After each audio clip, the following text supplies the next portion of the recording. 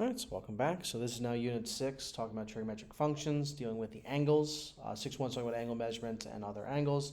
We'll get into stuff with the unit circle, inverse trig, then we'll get into graphing each of our 6 different types of trig functions in this unit. So first, just a nice bunch of foundational information about our angles. So first off, you've been using degrees for the most part for pretty much everything you've ever done in solving measuring angles. And while degrees are great for, what we've used, they're not really mathematically accurate. They're based off some inaccurate assumptions, I believe, regarding 360 days, the Earth revolving around the sun. Obviously, it's 365 and some decimal kind of thing. So it's a little bit inaccurate based off that. So we measure instead with radians, which is based off circumference. Circumference is the formula 2 pi r, so we define one revolution as 2 pi radians. So it's a little bit more scientifically accurate. It's going to be much more useful for a lot of stuff you'll be doing in calculus next year, and even other stuff later on this year. So make sure you get comfortable with radians. Degrees are nice to think about. If I tell you something is 30 degrees, you can pretty much visualize what that is, but recognize 30 degrees is pi over 6 radians when you convert. It's going to be just as useful to know. And the conversion process is pretty straightforward. If you're going to go from degrees to radians, you're going to multiply by the fraction pi over 180. That converts it into radians. Whereas if you want to go radians to degrees, it's now the reverse of that. It's 180 over pi. So if I'm converting 150 degrees into radians, we're just doing 150 times pi over 180. So we get 150 pi over 180. We just kind of reduce the fraction from there. Doing it by hand, we can recognize we can cross out the zeros. So it's 15 over 18. Divide them both by 3, we get 5 over 6. So it's 5 pi over 6. Calculator can help you out with that as well if you're allowed to use a calculator for this kind of stuff. But you should be comfortable with converting it by hand. It's simple fraction reducing. And then taking in radians into degrees, we just do the opposite now. We multiply by 180 over pi.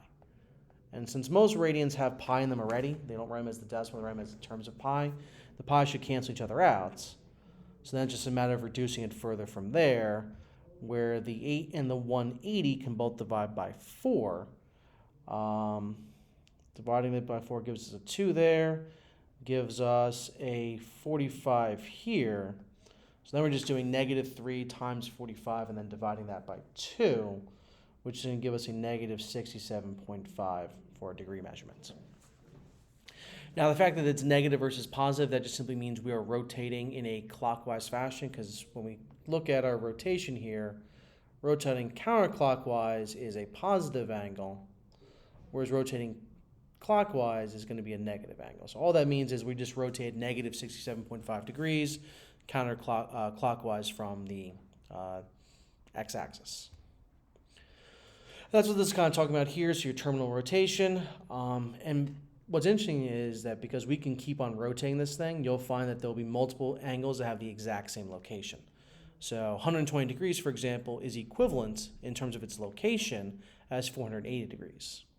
Obviously, they're different measurements, but they both would end at the exact same spot on our usual graph.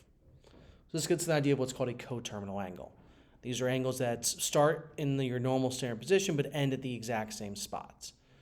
So they use the example of 660, 420, and negative 300 as all 3 coterminal angles, because they are multiples of 360, adding and subtracting.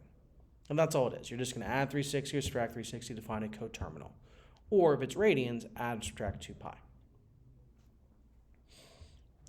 Now, for the most part, we're going to always want to work with angles in between 0 and 360, our typical, what we'll refer to as the unit circle when we get into that kind of stuff in 6.2.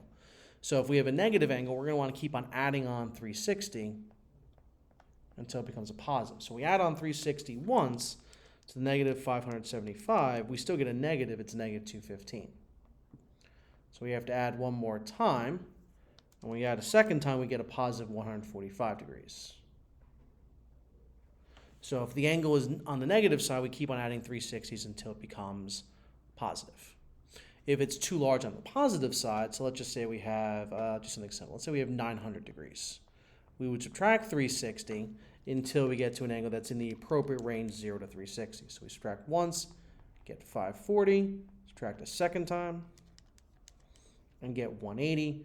So 180 degrees would be coterminal to the 900 degrees.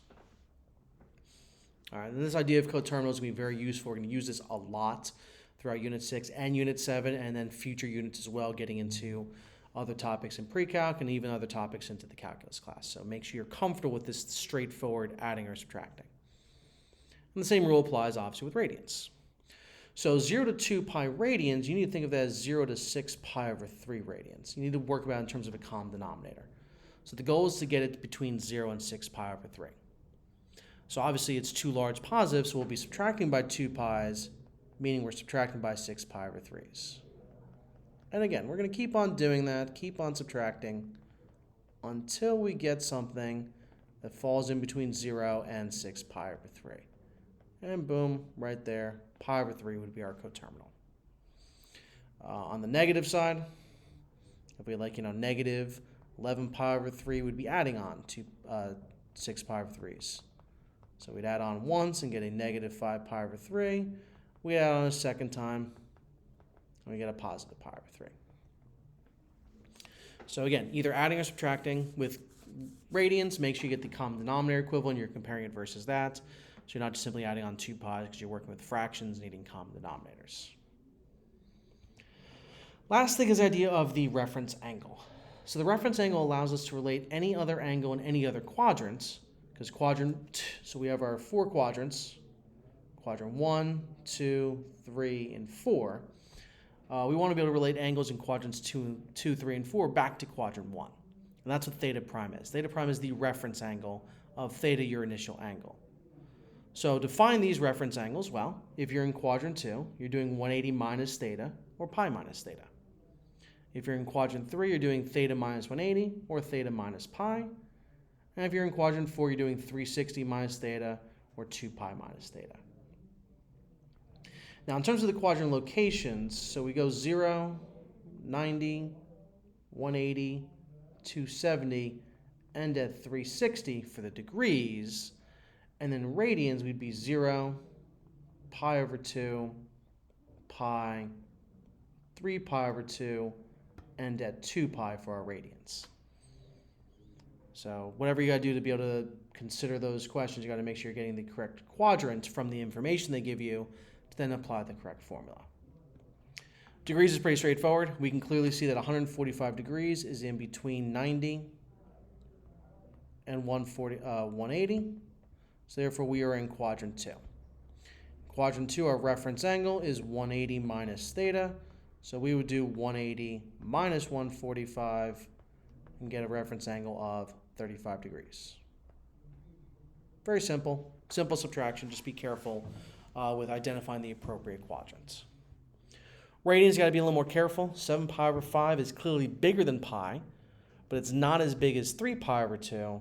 So this would fall in between pi and 3 pi over 2, which means we are in quadrant 3. Something you do to kind of help that out, if you ignore pi, 7 over 5 is 1.4. Again, if you're ignoring the pi, pi is just simply 1, and then 3 pi over 2 would be 1.5. So 1.4 falls in between 1 and 1.5, hence quadrant 3. So our reference angle, theta prime, would then have to be the original angle minus pi. So we would have 7 pi over 5, and then pi would just become 5 pi over 5 for that common denominator, giving us 2 pi over 5 for our reference angle. All right, so those are the basics. We'll be using this throughout the unit, so make sure you're comfortable with each of these basics. So next up is the unit circle, which we're going to talk about using this to find exact values of trig functions, so we don't need a calculator to solve for any of this stuff. So I'll see everyone next time for that one.